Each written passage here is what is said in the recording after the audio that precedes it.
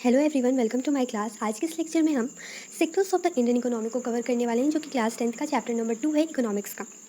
तो बेसिकली ये जो वीडियो होने वाला है, ये एक इंट्रोडक्टरी वीडियो होने वाला है, जिसके अंदर हम पूरे चैप्टर का रिव्यू करेंगे। छोटा सा इंट्रोडक्शन देखेंगे कि चैप्टर किस चीज़ के बारे में डील करना चाहता है, चैप्टर जो है किस चीज़ के बारे में हमें बताना चाहता है, और इसके अंदर जो हमें मेन जो कह सकते हैं किस चीज़ पे हमें फोकस करना है।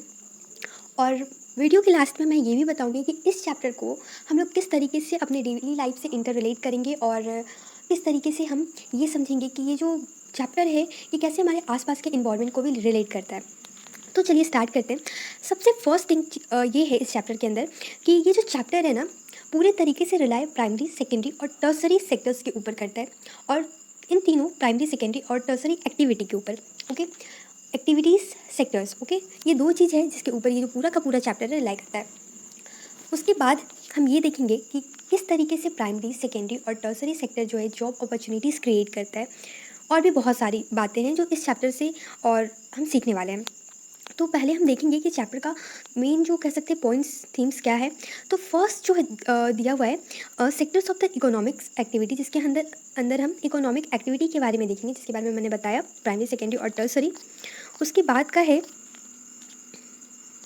उसके बाद हम ये तीनों सेक्टर को कंपेयर करेंगे, देखेंगे कंपैरिजन करके कि ये तीनों सेक्टर कैसे एक दूसरे से अलग है, या फिर कैसे ये तीनों सेक्टर जो है एक दूसरे से इंटरलिंक है, इंटरकनेक्टेड है।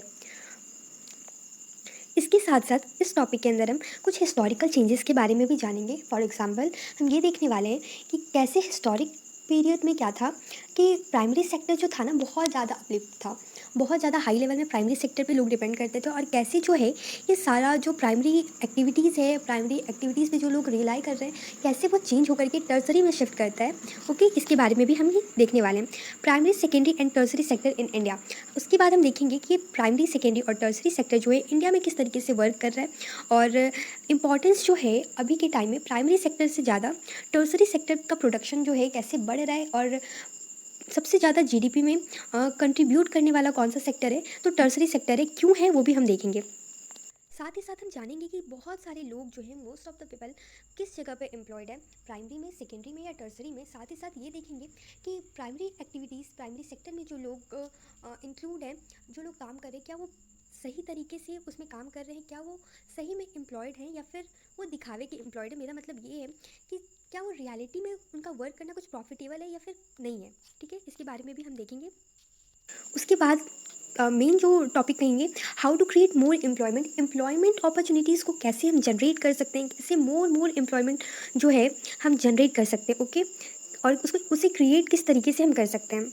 उसके बाद हम देखने वाले हैं कि डिवीजन्स ऑफ सेक्टर्स, सेक्टर्स का जो डिवीज़न है और कैसे वो ऑर्गेनाइज्ड और अनऑर्गेनाइज्ड पे बेस्ड है। ठीक है, division of sectors as organised and unorganised हम देखेंगे।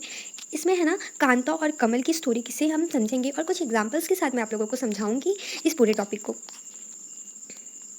साथ ही साथ इस टॉपिक के अंदर हम ये भी देखने वाले हैं कि जो वर्कर्स हैं उन्हें अनऑर्गेनाइज सेक्टर से कैसे प्रोटेक्ट किया जा सकता है। ठीक है, इसके बारे में भी हम जानेंगे, और अच्छे तरीके से मैं आपको समझाऊंगी इसके बारे में।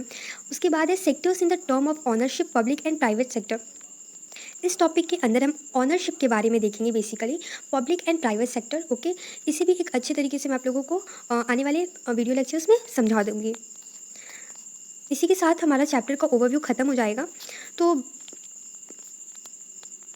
फाइनली हमने इस चैप्टर का पूरा इंट्रोडक्शन कवर कर चुका है। हमने देख लिया कि ये जो चैप्टर है किस चीज़ के बारे में डील करता है। तो लास्ट है कि हम इस चैप्टर को कैसे इंटरलिंक करेंगे, जो मैंने आप लोगों को स्टार्टिंग में बताया था कि मैं आप लोगों को बताऊंगी कि किस तरीके से इस चैप्टर को आसपास के इन्वायरमेंट के साथ रिलेट करेंगे। तो चलिए स्टार्ट करती हूँ। फर्स्ट है प्राइमरी, सेकेंडरी और टर्सरी। ठीक है, तीन सेक्टर हैं। प्राइमरी सेक्टर का एक्टिविटीज़ क्या हो जाएगा, प्राइमरी सेक्टर को मेनली एग्रीकल्चर सेक्टर कहते हैं। इसके अंदर जो है फिशिंग हो गया, फार्मिंग हो गया, हॉर्टिकल्चर, एग्रीकल्चर, ये सारा चीज़ इसके अंदर आएगा। और टर्सरी के अंदर क्या है, सर्विस सेक्टर्स। बेसिकली टर्सरी जो है सर्विस से डील करता है, वो कोई फिनिश गुड या रॉ मटेरियल सप्लाई नहीं करता है। ठीक है, और सेकंड क्या है, सेकेंडरी सेक्टर। इसके अंदर क्या है कि जो रॉ मटेरियल है उसको कैसे फिनिश गुड में कन्वर्ट किया जा सकता है।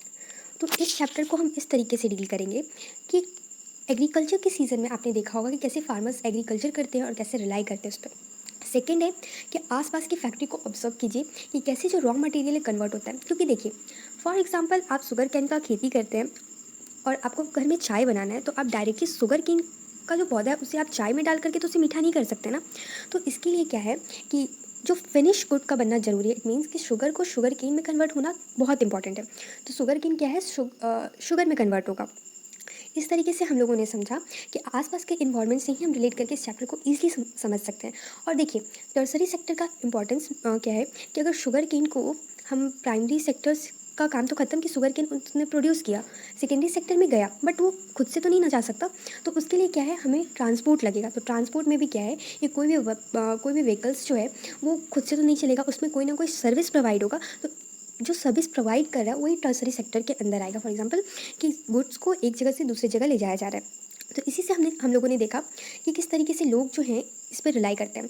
और हम लोगों ने ये भी समझा कि हम आसपास के इन्वायरमेंट से कैसे समझ सकते हैं। थर्ड चीज़ ये है कि हम देखेंगे कि जब एग्रीकल्चर होता है तो एक ही फार्म में, एक ही खेत में कैसे लोग जो हैं अपनी ज़रूरत से ज़्यादा वहाँ पे काम कर रहे होते हैं। फॉर एग्जांपल कि एक फार्म में अगर 4 लोगों का ही काम है तो वहाँ पे 6 लोग काम करें, तो क्या वो सही में एम्प्लॉयड हैं या नहीं है, वो तो आप खुद समझ सकते हैं। बट मैं आगे के लेक्चर्स में आप लोगों को इन सारी चीज़ों के बारे में बताऊँगी। So thank you so much guys. आगे के लेक्चर में हम इस चैप्टर को अच्छे से स्टार्ट करेंगे। स्टार्टिंग हमारी हो चुकी है, उसके बाद हम sectors of the economics activity को समझेंगे। So thank you so much.